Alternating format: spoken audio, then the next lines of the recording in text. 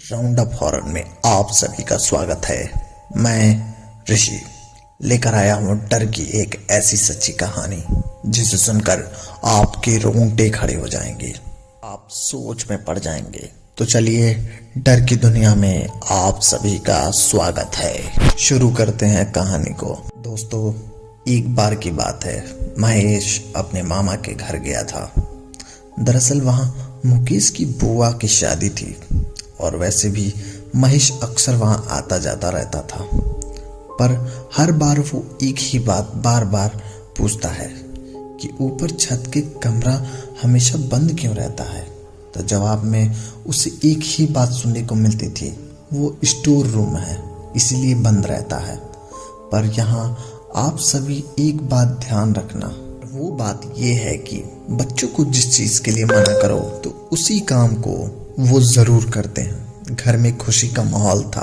अक्सर शादी ब्याह में घर पर कई रिश्तेदार आ जाते हैं तो सोने की व्यवस्था थोड़ी अलग होती है। उन दिनों गर्मी भी थी तो पहली रात महेश ने जैसे तैसे नीचे गुजार ली, पर उसका मन अब भी वहीं था।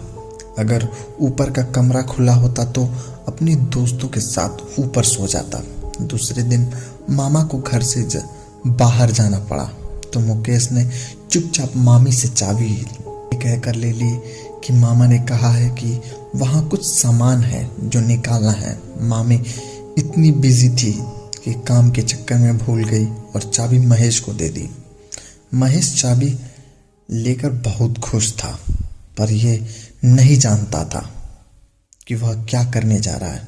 आखिर गलती उसकी भी नहीं थी, बच्चे अक्सर ऐसा ही करते हैं। महेश ने जल्दी से जाकर ऊपर कमरे का दरवाजा खोला। अंदर कुछ भी नहीं था, बस एक चारपाई रखी थी और पूरा कमरा एक मुताबिक हल्का ठंडा था, जबकि बाहर तेज धूप थी। महेश अपने दोस्तों के साथ पूरा उसी दिन कमरे में रहा।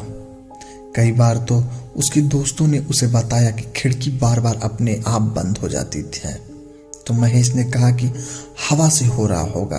धीरे धीरे रात घिरने लगी और महेश नीचे चला गया, ये चेक करने के लिए कि मामा को कहीं पता तो नहीं चल गया। पर मामा तो रिश्तेदारों के पीछे लगे हुए थे। महेश चुपचाप ऊपर के कमरे में जाकर लेट गया और तब एक मेरे दोस्त को नींद आ गई थी। अचानक मुझे ऐसा लगा कि जैसे किसी ने मेरी चादर खींची हो। मैंने नींद में ही चादर को ऊपर खींच ली।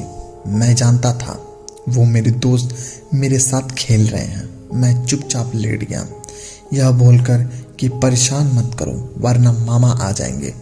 थोड़ी देर सब शांत रहे।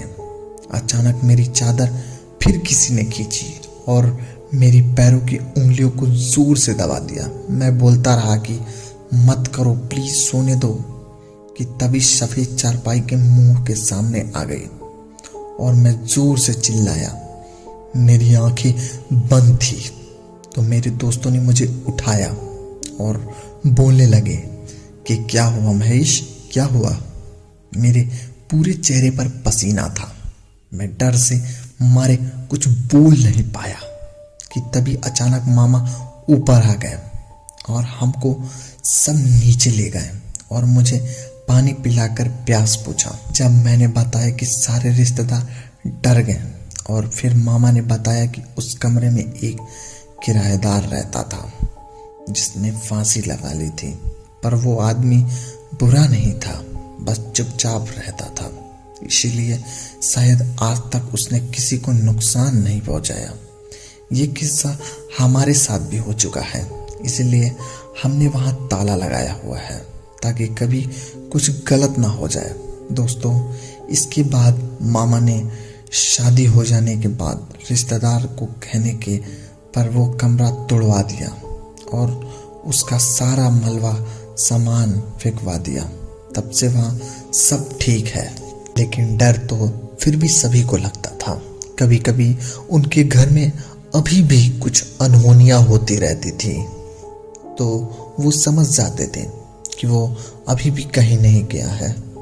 ये सब देखते देखते उन्हें किसी ने सुझाया कि वह अपने घर पर भगवान शिव का रुद्राभिषेक करवाएं। उससे उनके घर में सुख और शांति आएगी और जो भी बलाएं होंगी सारी की सारी टल जाएंगी। और ऐसा ही हुआ, उन्होंने रुद्राभिषेक भगवान शिव का करवाया। तब से उनके घर में कभी भी फिर दोबारा कोई अनहोनी नहीं हुई। तो इसीलिए कहते हैं जब भी आपके साथ कोई भी अनहोनी हो तो भगवान शिव को याद करना चाहिए, इससे सारी मुश्किलें टल जाती। तो चलिए दोस्तों, मिलते हैं फिर एक और नई सच्ची घटना पे आधारित कहानी के साथ। तब तक के लिए धन्यवाद।